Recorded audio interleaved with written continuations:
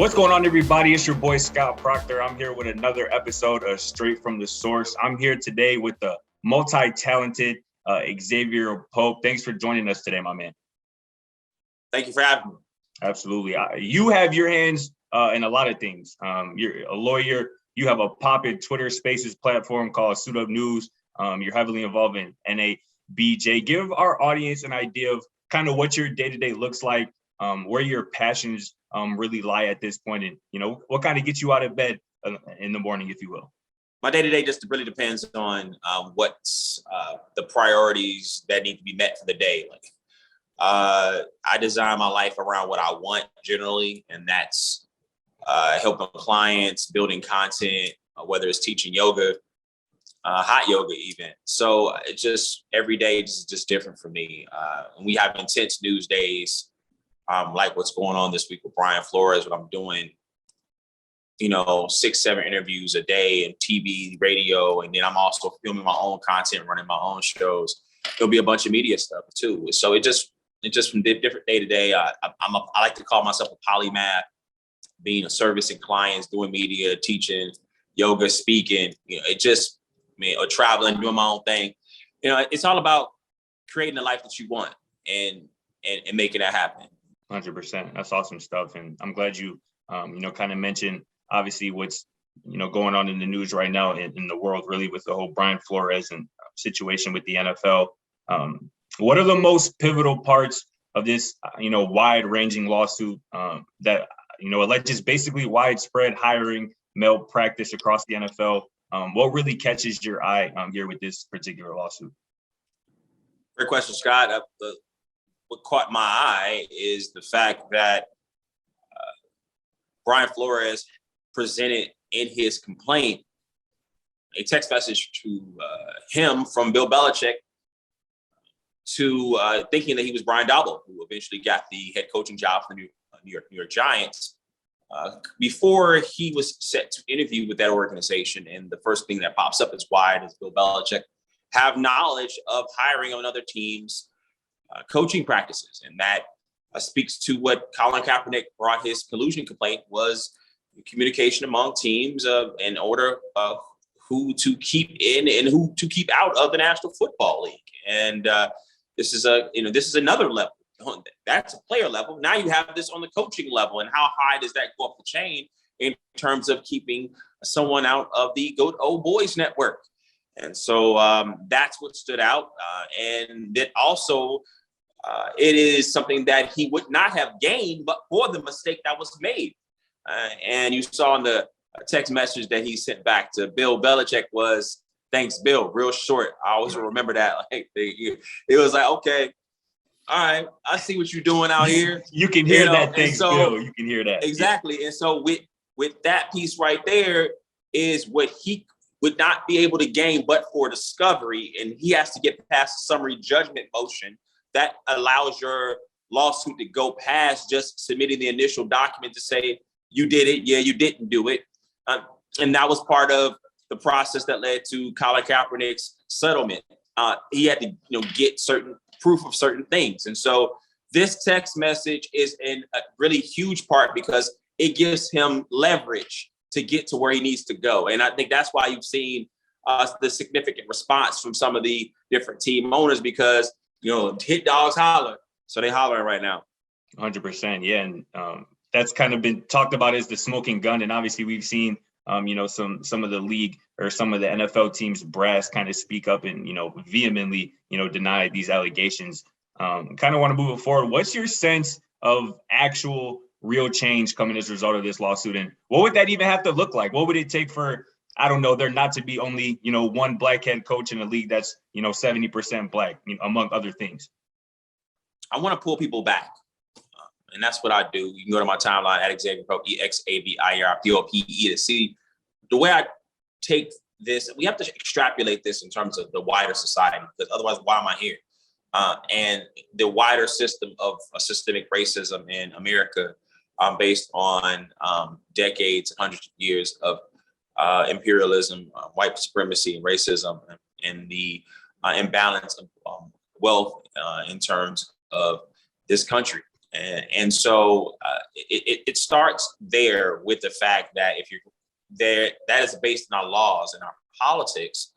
Brian Flores made a mistake when he got on television. There was 2 white lawyers representing him in a firm that doesn't have any white lawyers, any white paralegals, or any Black partners at all, in a profession that's 85% white, 5% African American. And we see, Benjamin Crump, great, really smart guy, but we see him out in front with this recent murder by the police there in Minnesota, a no-knock warrant, and there's a Black guy out in front. We see that happen when Black people die, but it needs to be Black folks out in front when it's time to cast a check too. And so and those same issues exist in the legal profession in terms of advancement in that profession. We have a Supreme Court justice that's being challenged as a Black woman going to be selected by Joe Biden, and she hasn't even been selected yet. And so there's always a challenge to our qualifications. The same thing we've seen with Brian Flores. So can't come ahead trying to fix a systemic issue when the systemic backbone of how you change that issue, you present it also as white. And so I think that's important. In terms of what happens, he has a class that he has proposed. And in order to have a class action suit, you need to have a judge to certify your class. In order for a class to get certified, it has to have certain components, namely enough people that have the same issue as you. And there's an efficiency of litigating it all together that puts it together. And so far, we haven't seen as many names step up that's going to give that the ability to even become a class. So I think that's extremely important. And that will put more pressure on the league as well if you have more names step up. And will he be alone, or will it be a sea change? And that remains to be seen at this point. 100%. Yeah, it's gonna be important to see who steps up. Obviously, Hugh Jackson did recently, and the Browns owner had a very vehement response to his accusations as well. I'm glad you brought up. He said that he received quote unquote bonus money. Right. Then all the Browns, Hugh Jackson means continue, but that's one guy. Exactly. That's not enough to make a class. Right, for sure. And I'm glad you brought up Kaepernick, and because it kind of feels as if there are some similarities between the two cases. I know you were a bit critical of the timing of this lawsuit. Maybe thought Flores should have waited a bit longer. Correct me if I'm wrong on that. And maybe you talked. Yeah, that's correct. Yeah. I guess, what do you think this means for Brian Flores as a coach? Obviously this is all speculatory, but do you think he'll be shunned as a head coach? And again, I bring up Kaepernick because, we saw obviously what happened with him once he made his, obvious stance. I want to point out some similarities and some differences with Colin Kaepernick case and the Brian Flores case. The first thing is, yes, I did criticize the timing of the case because there's this concept of the rightness doctrine in law that basically is, if in order for you to bring a suit, you need to have something to sue about. Right. And so one of those things is damages that are actionable. So Brian Flores, he's bringing this suit versus the National Football League and all the different member teams, particularly the ones he named in this complaint. You still have 2 interviews left. You don't know whether you're not going to get hired or not. So he needed to be able to gather that, obviously, procedurally, he can actually amend this complaint after not getting those 2 interviews. But it strengthens it if he brings it after those interviews may have passed. And so that was my piece about that. Colin Kaepernick was blackballed, not specifically for violating any contract. And he was not in a situation where it was about the X's and O's on the field. Colin Kaepernick was blackballed because he took a stance in society, and that was why he was blackballed. The difference between that, in some sense, is a little bit worse, right? Because you're a coach, and you as a human being is not being perceived as good enough to have a job, regardless of what you do. Colin Kaepernick was good enough to do the job. He just spoke out. If Colin Kaepernick shut up, he would continue to play. Black coaches are getting the opportunity to coach. And so it's your basic humanity at stake. And so I think those are some significant differences. Now, when it comes to, and I'll also point out that the league wants bodies for entertainment, but they don't want Black minds to lead them and to own them, because there's 0 owners in the National Football League, and there should be pressure on the National Football League for more ownership in the NFL. We'll get to that a little bit later. But Brian Flores, he's risked his entire career. And then you've seen the statements that came out against him. He got them raging mad, and I don't think that Brian Flores coaches another game in the National Football League, but you get a nice little amount of money and a settlement if it comes to that, and he will move on to something else. Don't know what that might be.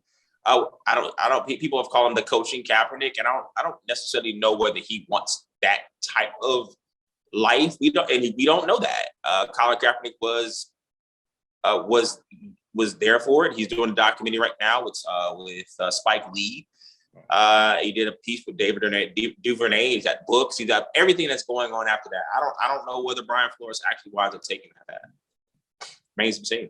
Yeah, a lot of questions that remain to be seen and answered. One thing that you just talked about that I wanted to get your take on as well. You talked about ownership, and obviously the fact that there's 0 Black owners in the NFL, and obviously one NFL team is currently up for sale, the Denver Broncos.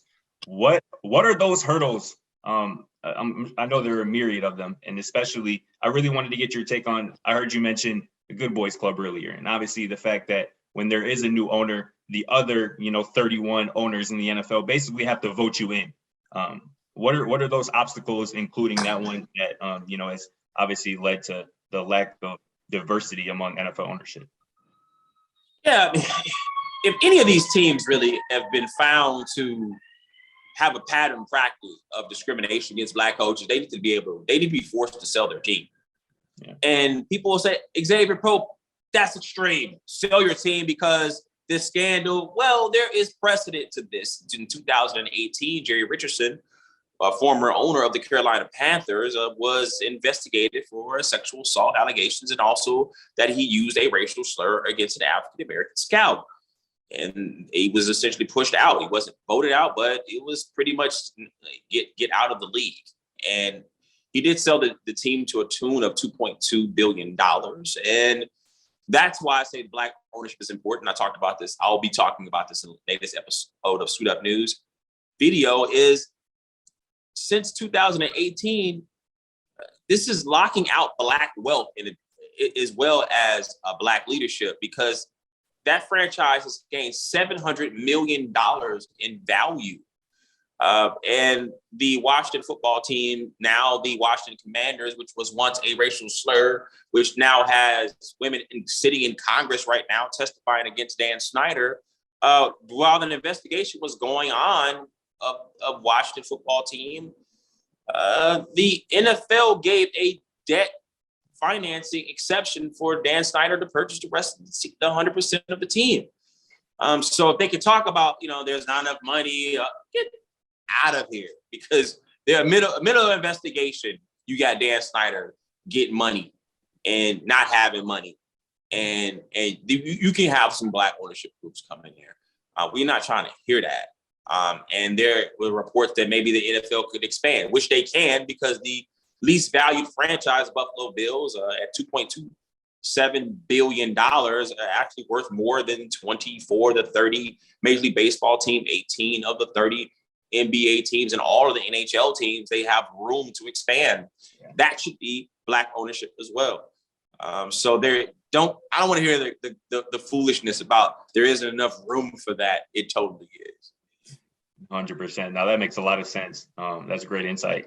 You mentioned the NBA, and I had another question kind of similar to the last, just in terms of Chauncey Billups recently talked about how he's proud of the diversity in coaching in the NBA, especially, relative to the NFL.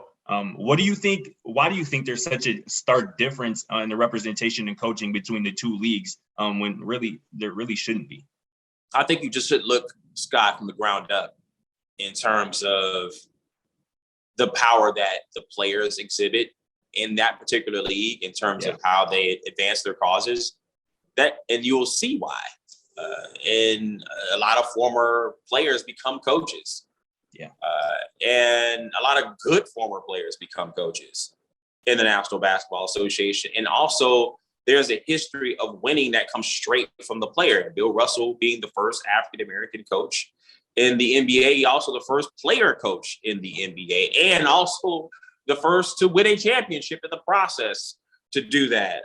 People could say LeBron James is doing that now, but that's a whole nother subject altogether. But it's because of the power that the NBA is able to exert over its league. I mean, it threatened not to work during the pandemic when the NBA needed to have viewers, and they leveraged that against the league to be able to ensure that there was voting in NBA arenas all over, and that was part of tipping an election for Joe Biden in the state of Georgia over Donald Trump.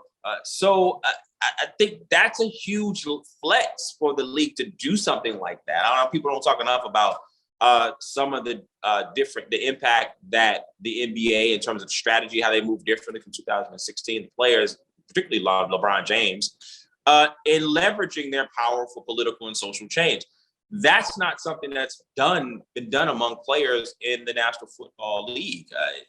I don't even put it this way. If you saw a star quarterback, at the time Colin Kaepernick was playing, he was only a couple years removed from the Super Bowl, and you could say that he was arguably one of the top 15 quarterbacks in the National Football League. Definitely. If one of the top 15 players in the National Basketball Association was blackballed, players wouldn't play.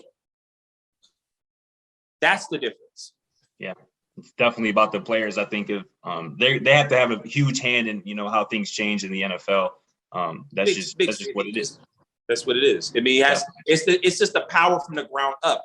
That whole slogan in the NFL is the next man up. So it's always the next man up. Yeah. It's always someone to take your job. And so that's just a human nature thing.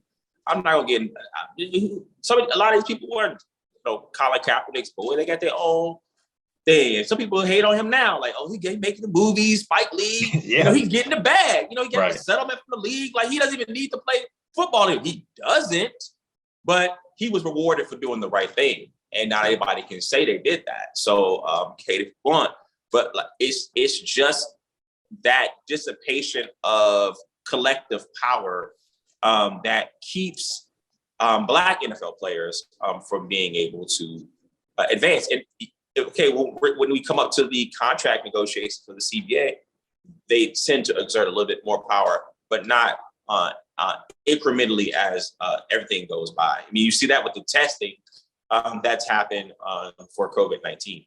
No doubt about it. Just got probably one more question for you, Exavier, before we let you go. NBA related on a lighter note. We're both Chicago natives. I seen you tweeting about the Bulls recently. I'm assuming you're a Bulls fan. Talk to me about the Bulls, man. Explain to people how different the city is when the Bulls are good and just how excited you are to see them, relevant again in the top of the Eastern Conference. Let's make this clear, Scott. I am not a fan of the Chicago Bulls. I am not a fan of any professional sports team. Okay. I don't own any stock or equity in any professional sports team.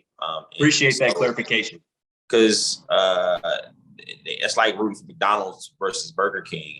If I own a piece, I'm not like I have no vested interest. I always say that professional sports are a state, local, civic, regional pride that's cleverly marketed to people that live in those territories that the teams own. That's pretty much what it is. And so, I mean, I love Chicago. It's my hometown. It's exciting that the Bulls are winning. And I watched many of the games because they're just an exciting team. I love storylines. I love things that happen over the course of the season. And that can be for any team. But this Bulls team is fun to watch. DeMar DeRozan has been an absolute nightmare for defenses, pulling up and making the 2-point shot good again. Zach LaVine, hopefully he is okay with his back. Vooch snapped off last night. They're also right there at the top of the Eastern Conference still. Everyone thought that they may slide a little bit. They had some COVID issues, had some injuries issues, still have a little bit of injury issues. but they're right there. I mean, Brooklyn has their injury issues as well. They're going to possibly be the number 1 seed in the East come playoff time. And I think when the Bulls are good, I mean, I live not that far from United Center. This place is rocking. Right. And it's a lit town when the Bulls are good. I mean, that place is not hard to fill up anyway with the legacy of MJ, Pip, Rodman, Phil Jackson, the rest of the crew. But the place gets going when Chicago teams get good. 100%. I think that was the perfect cat to it, Exavier. I really do appreciate you taking a few minutes to chat with us today. You had some great insight. Everybody go follow Exavier Pope on Twitter at Exavier Pope. Go check out his Twitter space, his Suit Up News. But thanks again for joining us, Exavier. That's going to do it for Scott Proctor, straight from the source. We'll see you next time. Peace, y'all. Thanks.